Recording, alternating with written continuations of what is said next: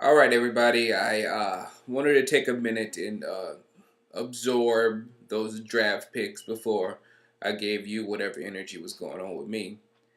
First of all, I want to thank everybody that came to the live draft show. 15,444 people came to the room. That was the final number. Incredible, absolutely incredible number. So thank you, and shoot, let's do it again next year, of course. Um, the overall mood in the room during the draft was upset, in which it was mostly around Cowboy Land. Was a lot of people were upset, and so I decided to to wait a minute before I do this draft review, so I can look over the picks, soak it up, go look at other people's views and everything, and try to get the whole view of the whole thing before I start spewing whatever I'm going to spew about this draft.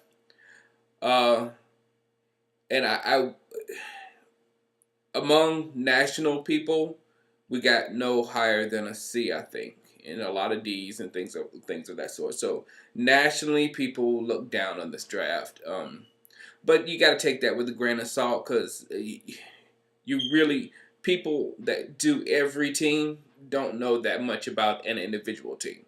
So you'll get more information from people like DC Fanatic and Grizzly Site and stuff like that from blogs of the Dallas Cowboys than you would from major things because they've got so much going on.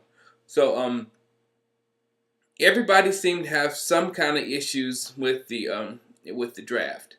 Me, my issues are not with the players as much as they're with the strategy.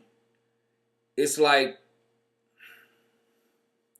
we did nothing on that day or on that this past weekend to help us week one of this next coming football season. And it's frustrating when you know that on paper you're not what you were last year. On paper. And then you look at teams like the Giants and the Eagles and even the Redskins. But the Giants and Eagles really upgraded their squads, this past weekend. It was frustrating to see that, to see the Eagles get so much firepower, to see the Giants get some more people, even see Arakpo go to the Redskins. It was frustrating to see that because all those people that they picked are going to help them next year. That's people that we're going to have to go up against next year. So it was frustrating to see all your so quote unquote enemies getting stronger, and you are drafting special teams as if that is our only problem.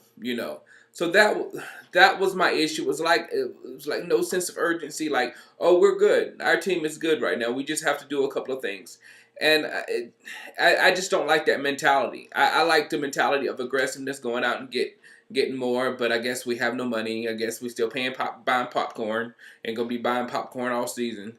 So that's where we are now. As far as the players, I looked through Stephen McGee, and Stephen McGee might be that guy I was looking for to push Tony Romo.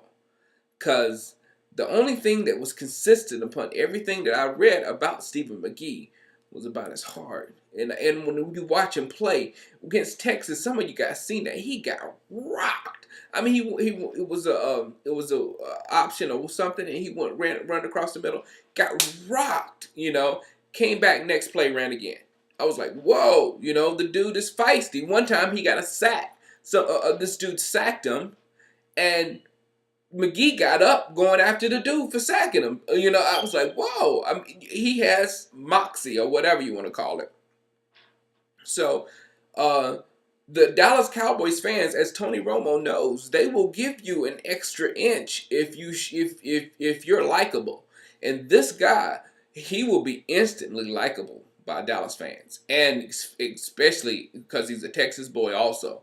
So Tony Romo, this might be the little extra umph, and then in training camp, if I see him pushing them and stuff like that, I'm gonna let you know, because I don't think Kitna can push Romo. I think Kitna's I think Kitna is a bad version of Romo. He's not as quite as good as Romo, but they make kind of like the same mistakes. They'll throw a lot of picks.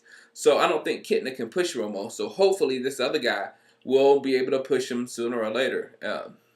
Uh, the kicker situation was just, it just blew my mind. Everybody, people say, well, our kickoffs are bad, and a kicker can change the field position and all. I said, I know all of that. I mean, geez, we completely know that we're losing that with Nick Folk. But was it really that much of a problem? And if it was that much of a problem, shouldn't we um, move toward getting rid of Folk and getting a guy who can do the whole thing? Because the major problem I have is two. Bueller.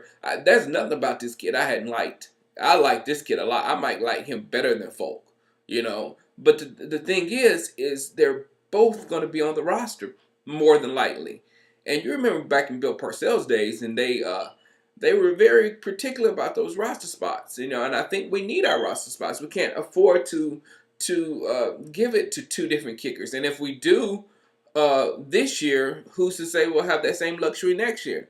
It just seems like it's over the top for me. So if he can completely beat out Folk, then do what you can with Folk. But Nick is my boy. It's gonna be tough.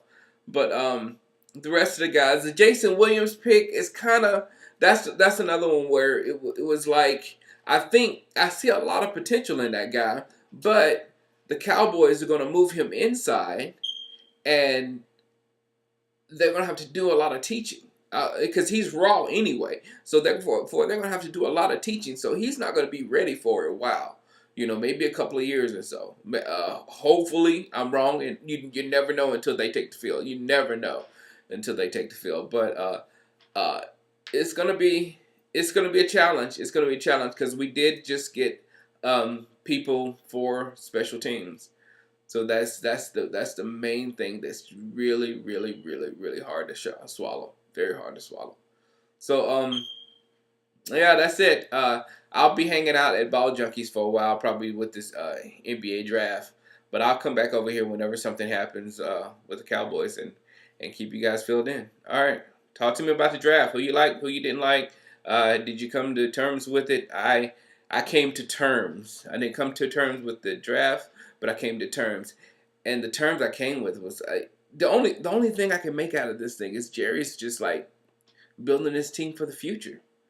Because there's nothing done for now. Everything,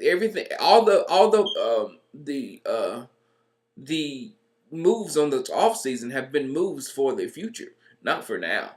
So we'll see what's up. Holla.